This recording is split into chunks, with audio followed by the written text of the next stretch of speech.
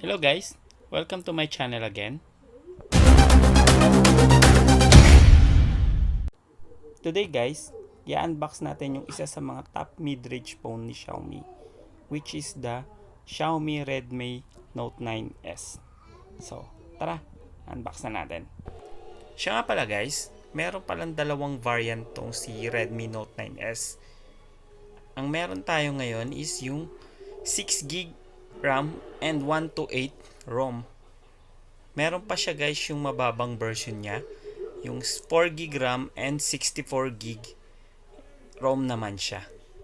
Suggestion ko sa inyo guys, kung ang purpose nyo talaga is for gaming, then ito na yung kunin nyo, yung mataas na version.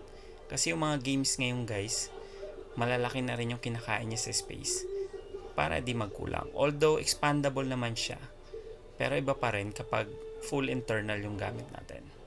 So ito na yung box sa loob. Then makikita nyo yung SIM card injector nya.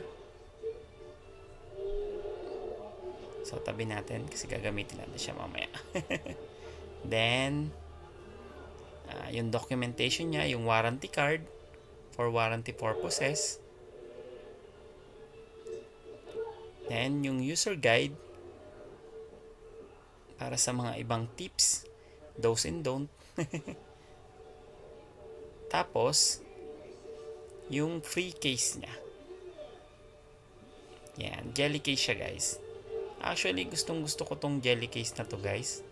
Kasi meron siyang takip para dun sa USB Type-C nya. So yan.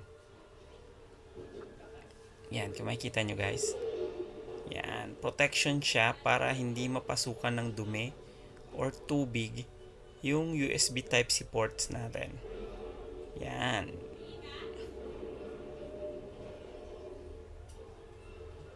Okay. Tabi natin siya. So, ito yung unit. Then, lastly, yung USB cable niya or data cable at yung charger. Yan. By the way guys, yung charger na to is a 20 watts charger. So, fast charger na siya. Yan. So, mabilis na natin siya may charge yung phone kung malobat.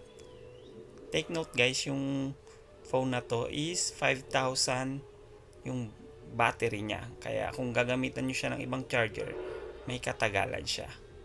So, yan. Sa plastic niya guys, makikita nyo yung chipset niya guys. Yung Qualcomm Snapdragon 72G. Yung G pala guys stands for gaming. Then, yung 48 megapixel AR quad camera. So, maganda na yung camera nito guys.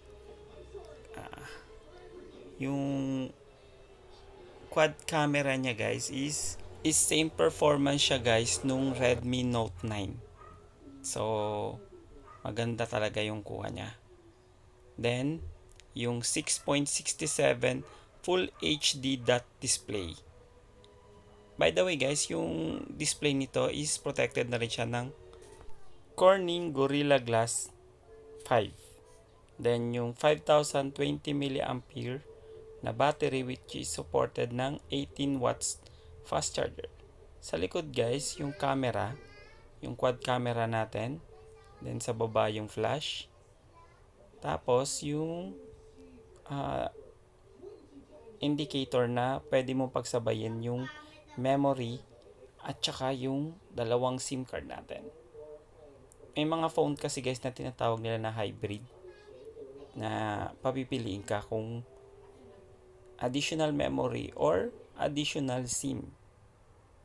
By the way guys, yung design niya is glossy type siya. Corby glossy type. And back and front siya protected ng Corning Gorilla Glass. So, yun yung SIM tray natin. Yun.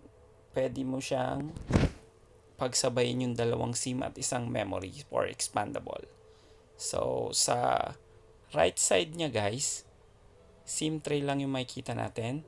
Sa left, yung volume rocker, power button at yung fingerprint scanner. Sa baba naman guys, yung speaker, yung USB Type-C ports, yung audio jack na 3.5, then sa taas yung IR blast. So, on na natin yung unit guys. By the way guys, yung price difference pala ng 6GB 128 sa 4GB 64GB is almost 1.5. Kasi yung 6GB 128 niya guys ay 12K, then 10.5 naman yung 4GB 64GB internal. So sa mga hindi nagtitipid guys, mas maganda talaga yung 6GB 128 na yung kunin nyo para sulit na sulit talaga. Yung check na natin. So yan, ang linis niyang tingnan guys, para siyang stock Android, walang mga masyadong design. So yan, may mga free apps na rin siya guys, Facebook, Office, and Netflix, then AliExpress. Then, meron din siya mga free games. At hindi mawawala si Lazada, guys. So, yan. So, check natin yung ibang details. Yun. So, Android 10 na rin siya, guys. At MIUI 11. Then, makikita rin natin yung internal, which is the 128GB ROM. So, yun. Tetest natin guys yung gaming performance nito. Kung sulit ba talaga siya sa price na 12K. Yan. By the way guys, meron pala tong tatlong colors. Gray, blue, and white. So, gray yung meron tayo. Yan. So, thanks for watching guys. Bye-bye.